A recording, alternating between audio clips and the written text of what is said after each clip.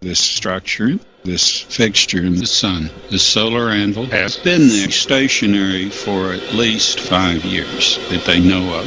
And actually, it's always been there. A system that is going through what this system is going through, you'll have the EMVs managing the star, and you will have the solar anvil.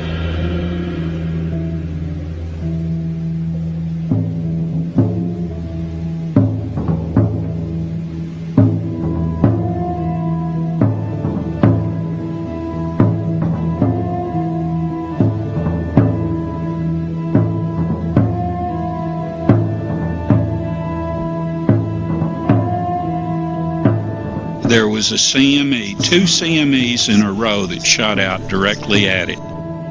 What you're seeing in this, you see little sparkles. Here's something else. You see a channel, an almost energy-free channel between the solar anvil and the sun that divides the heat streams. And you see the CME is continuing. It shows that this object, the solar anvil, is interacting with these CMEs, that it's able to focus. You see a coronal mass ejection, or what amounts to a very, very enormous flare, going directly at the structure and proceeding out behind it, which shows you definably that this is being inundated with a great deal of energy. And then the CMEs that you know are CMEs because of their enormity are going above and below it, and then you have a channel directly from the sun to the object that is relatively an energy-free field. Nobody's ever put anything like this together before, where you see a progress and you see a duration and you see a steadiness to anything like this. And it starts out going directly at the structure, and then it goes above and below it. And directly between the sun and the solar anvil, there's an alley of inactivity. These are more than flares, because you have not just a CME here, you have one being beamed, the actual stream of it that's going on. You have a beamed CME that's heading out above it.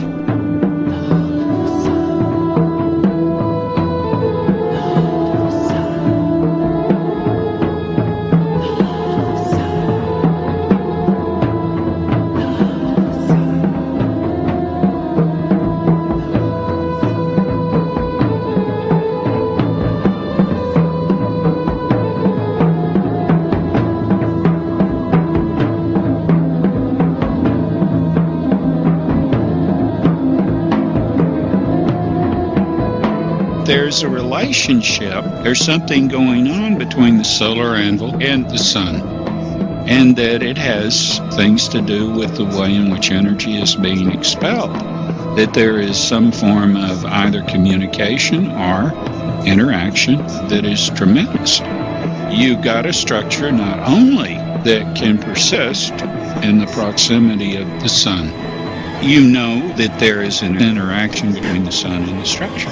That's because of the changes, the variances, and it's like, the sun is aware of the solar anvil, is aware of the sun. What's amazing here is that just look at the enormity of that ejection. That enormity of the ejection is 2/3 the size of the sun itself.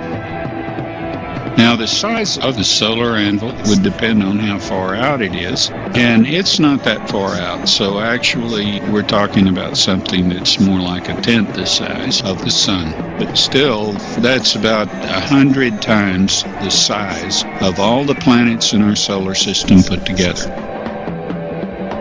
Actually, solar anvil has 2 meanings, and both meanings are suited to the function of this fixture in the sun. It could also be looked at as an anvil, like a heel stone or the lever for a fulcrum.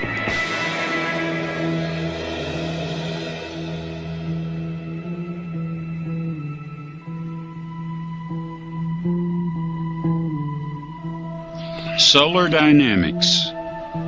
A talented friend, kindly generous with his time, has put together images of the sun taken at each hour over the period of the last month and a half. He did this in order to better understand my claims on the Kevin Smith Show that an enormous object, now acknowledged in proximity with the sun, is not only fixed in position there, but operating in an interaction with the sun to accomplish certain dynamics only possible to a technology far beyond that of any planetary civilization.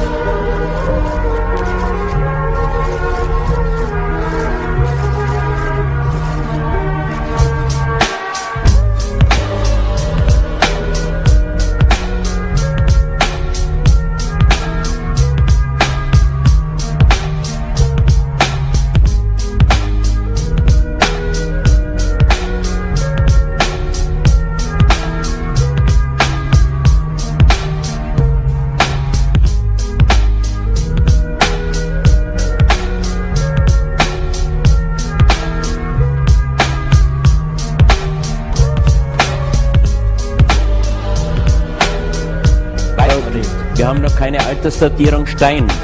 Stein kann man nicht altersdatieren. Das ist ja das einzige Problem. So, Zentralamerika.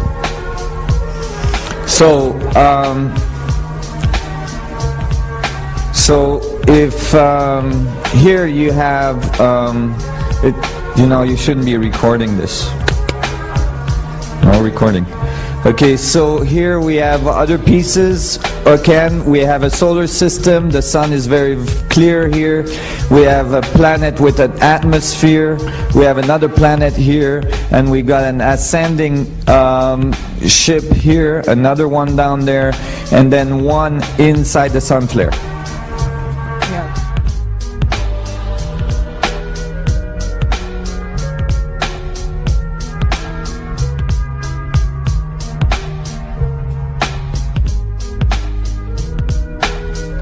And as you will see in my conference, I'm going to show you the mathematics and the reason why it may be appropriate to think of the sun as a doorway to travel through our through our galaxy and even in our universe.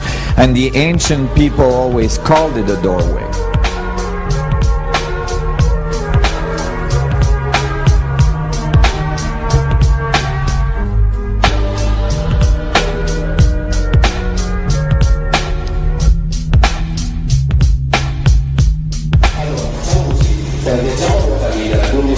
Sul Ruach degli Elohim, cioè sul vento degli Elohim, quello che nella Bibbia viene tradotto come spirito di Dio, ma il termine Ruach non significa spirito, significa vento, o tutto ciò che vola rapidamente nell'aria producendo vento.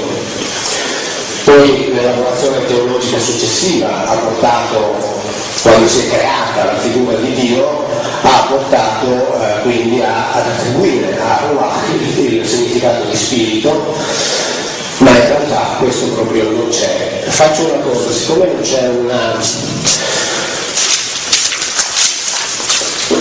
faccio un disegnino su un foglio e poi me lo fate girare.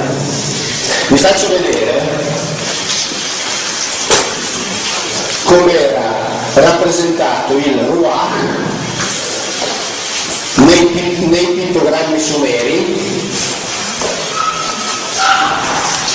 perché la parola non è ebraica ma è di origine sumera.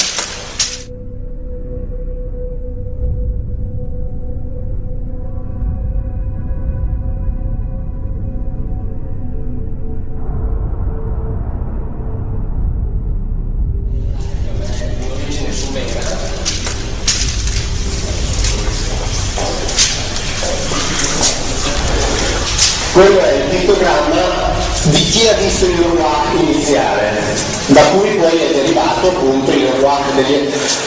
Possiamo girare? Quindi è una cosa, adesso la vedrete, che non sappiamo che cos'è, diciamo che non sappiamo che cos'è, perché così siamo tranquilli, che però indubbiamente sta sospesa sull'acqua. Su questo non ci sono dubbi.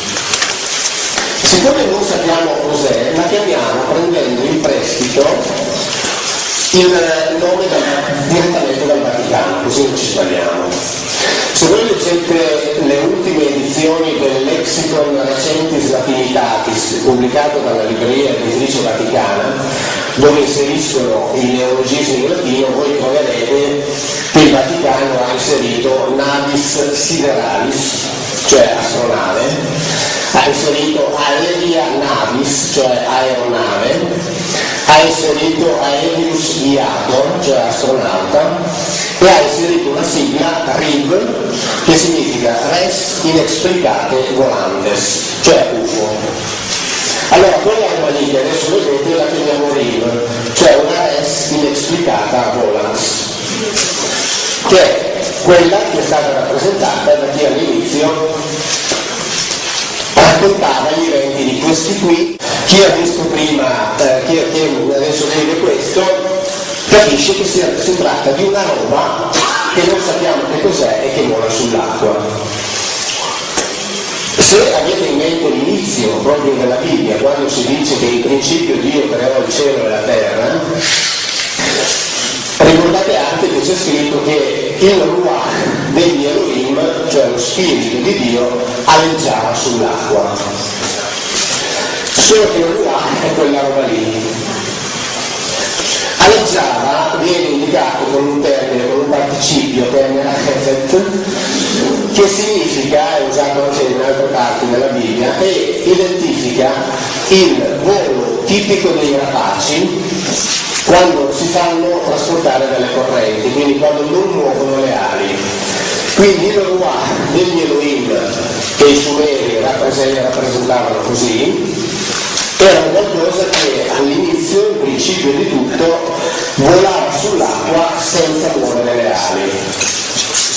Quindi in ebraico abbiamo la descrizione di ciò che i Sumeri invece ci hanno rappresentato pittograficamente. Non ci sono dubbi del fatto che stiamo parlando della stessa cosa. Elohim è il termine biblico che viene tradotto normalmente con Dio, in realtà è un termine plurale, parentesi, forse, perché dal punto di vista dello studio della filologia semitica le cose non sono così semplici come invece viene spesso affermato, perché non è detto che Elohim sia esattamente il plurale di Elohim, potrebbero essere due forme primitive comuni, vabbè. Allora, quando si parla di Elohim, diciamo quella roba lì che tradizionalmente si identifica con Dio, ma sicuramente invece nella Bibbia vuol dire molte persone, su questo non ci sono dubbi.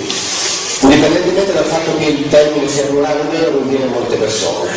Allora dice appunto che noi siamo stati fatti, la traduzione tradizionale, a immagine e a somiglianza. In realtà l'ebraico masoretico ci dice che noi siamo stati fatti a somiglianza, ma con qualcosa che contiene l'immagine degli Elohim, con qualcosa di materiale che contiene l'immagine degli Elohim. I dizionari curati da Elohim dicono di più, dicono che Zelem deriva dal verbo zalem, e noi siamo stati fatti con quel quid di materiale che contiene l'immagine degli Elohim e che è stato tagliato fuori. Ora tutti noi immediatamente sappiamo a che cosa ci si riferisce quando diciamo che si prende qualcosa di materiale che contiene l'immagine di un individuo che è stato tagliato fuori, è il DNA. Quindi con questa probabilità questo racconto biblico è la sintesi del racconto delle tavolette sumere, in particolare dell'Elohim, cioè quando lo Sumeri, il racconto dell'inizio, dove i Sumeri però sono molto